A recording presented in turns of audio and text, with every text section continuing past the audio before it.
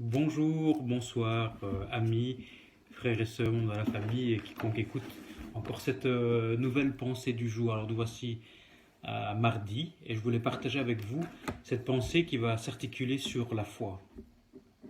Beaucoup d'entre nous avons la foi, hein, on croit en Dieu, mais est-ce qu'on croit en ce qu'on prie? Est-ce qu'on est sûr que Dieu va répondre à notre prière?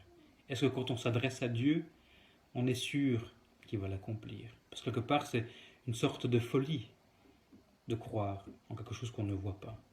C'est pour ça qu'on va parler ensemble de la foi, non pas par rapport à ce que moi je vais vous dire, mais encore une fois par rapport à ce que la parole de Dieu nous dit. Et pour parler de la foi, je vais vous prendre un passage dans Actes chapitre 12, à partir, donc vous pouvez lire à partir du verset 1 chez vous jusqu'au verset 19. Mais ici, je vais me fixer sur le verset 14, 15 et 16. Alors en gros, il faut savoir que l'apôtre Pierre était emprisonné. Et la Bible nous dit qu'il était gardé dans la prison et que l'Église ne cessait d'adresser pour lui des prières. On le voit au verset 5 du chapitre 12 d'Actes des Apôtres. Et au verset 6, la nuit qui précédait le jour où Hérode allait le faire comparaître, Pierre, lié de deux chaînes, dormait entre deux soldats et des sentinelles devant la porte gardaient la prison. Donc il avait des sentinelles qui gardaient la porte et il dormait entre deux soldats. Autrement dit, il était attaché, deux soldats, des sentinelles dans la prison, à l'extérieur de la prison. Impossible que Pierre s'échappe.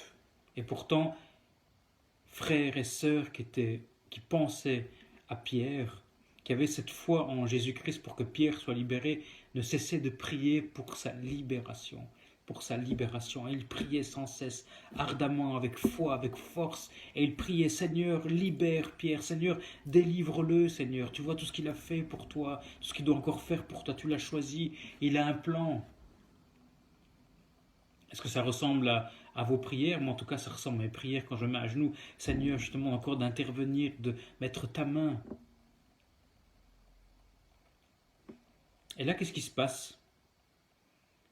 C'est qu'au verset 13, dans une maison où frères et sœurs étaient recueillis, des amis étaient recueillis pour prier, pour intercéder, voilà qu'on entend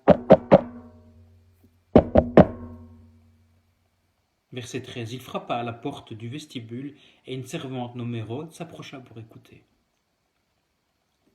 Certainement, elle veut dire, oui, qui êtes-vous? Parce que le verset 14 nous dit, elle reconnut la voix de Pierre. Donc Pierre lui dit, ouvre, c'est moi Pierre. Et dans sa joie, au lieu d'ouvrir la porte, elle courut annoncer que Pierre était devant la porte et lui dire, tu es folle. Alors voilà, tu es folle. Tu es folle. Un groupe de personnes qui prient, qui intercèdent Dieu pour que Dieu libère Pierre. Voilà qu'une servante arrive en disant, mes frères et sœurs, écoutez, Pierre est là, mais tu es folle. Et c'est parfois la manière dont on pense que Dieu va agir, en disant, mais t'es fou. Ouais, ok, tu pries, mais ça sert à rien, ça ne se réalisera pas. Ça, c'est le manque de foi qui dit à ces personnes, tu es fou, tu es folle. C'est le manque de foi qui te fait penser aujourd'hui à que quand tu te mets à genoux, tu es sûr que tu n'auras pas la réponse attendue. Parce que crois-tu vraiment que Dieu a une limite? Crois-tu vraiment que Dieu est limité à certaines choses, que Dieu peut agir dans certains cas, mais ne peut pas le faire, ou alors que Dieu va agir dans certains cas parce qu'il a envie, mais dans d'autres cas, il n'a pas envie? N'oublie pas que la parole de Dieu nous dit que Dieu est un Dieu juste, un Dieu de justice, et qu'il entend les cris de son peuple, il entend les cris de quiconque a peur, a froid, souffre. Il entend, il tend l'oreille, il écoute, et il dit, mais venez à moi, vous tous qui êtes fatigués, et je vous donnerai du repos. Priez, priez de tout votre cœur et je vous exaucerai. C'est ce qu'on avait lu aussi hier. Ça me rappelle un prédicateur américain dans un village. Il a eu une sécheresse, mais vraiment très très longue. Et la terre était vraiment sèche, vraiment tout s'écartait sur le sol. Et donc l'église se réunissait quasiment tous les jours pour prier Dieu afin que la pluie tombe. Et puis le pasteur, avant de commencer le message, disait, mais vous savez, vous êtes des fidèles de peu de foi. Ils sont restés étonnés pour dire, pasteur, pourquoi dis-tu ça? Parce que ça fait déjà des semaines qu'on intervient, qu'on prie, et je vois personne dans l'église arriver avec un parapluie. Si vous aviez véritablement cette foi, vous prendriez votre parapluie parce qu'à la fin de cette prière, vous saurez que Dieu va faire tomber une tempête de pluie. Et c'est ce qui nous arrive. Nous sommes des hommes de peu de foi. C'est quoi la foi? La foi, la Bible nous dit dans Romains chapitre 10, verset 17, « Ainsi la foi vient de ce qu'on entend, et ce qu'on entend vient de la parole de Christ. » S'il te manque de la foi aujourd'hui, vérifie vers qui tu tends ton oreille. Vérifie ce à quoi tu diriges ton esprit, vers qui entends-tu? Est-ce que c'est à Christ que tu tends ton oreille? Est-ce que ton regard, tes yeux, ta pensée, ton cœur, tes sentiments sont dirigés vers Dieu? Tout vient de la parole de Christ. Autrement dit, est-ce que c'est la parole de Dieu que tu es en train de méditer pour l'instant?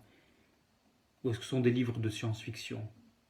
Est-ce que tu regardes des analyses, des informations qui te disent le nombre de morts qui tombent jour après jour? Et pourquoi tu ne prendrais pas le temps, justement, d'étudier la parole de Dieu, de prier, de prendre du temps personnel avec Dieu ou avec ta famille? Et tu verras qu'à ce moment-là, la foi va grandir parce que la foi vient de ce qu'on entend, et de ce qu'on entend vient de la parole de Dieu. Tout ce que je vous dis jour après jour dans ces pensées du jour proviennent de la parole de Dieu, ne proviennent pas de moi. Moi, si j'ai foi en Dieu, c'est parce que j'ai basé ma foi sur la sainte parole. Parce que la Bible nous dit que dans Jean chapitre 1, que la parole s'est faite chair. Elle s'est transformée pour nous à travers Jésus-Christ. Alors je ne veux pas vous traiter de fou, je ne veux pas qu'on me traite de fou, je veux simplement que vous preniez foi, vous prenez vraiment cette autorité quand vous priez et que vraiment cette prière aujourd'hui soit efficace dans votre vie. Alors vraiment soyez bénis. Et ne doutez pas, parce que Dieu est le même hier, aujourd'hui et pour l'éternité. Et ce qu'il a pu faire auparavant, il le fera aujourd'hui pour vous et pour votre famille. Alors, soyez grandement bénis et puisez votre foi à travers la parole de Dieu. Que Jésus-Christ soit la pierre angulaire dans votre vie, dans votre foyer, dans votre cœur, dans votre pensée, et que ce soit vraiment quelque chose qui soit vraiment stable et ferme dans votre vie. Soyez grandement bénis et à demain.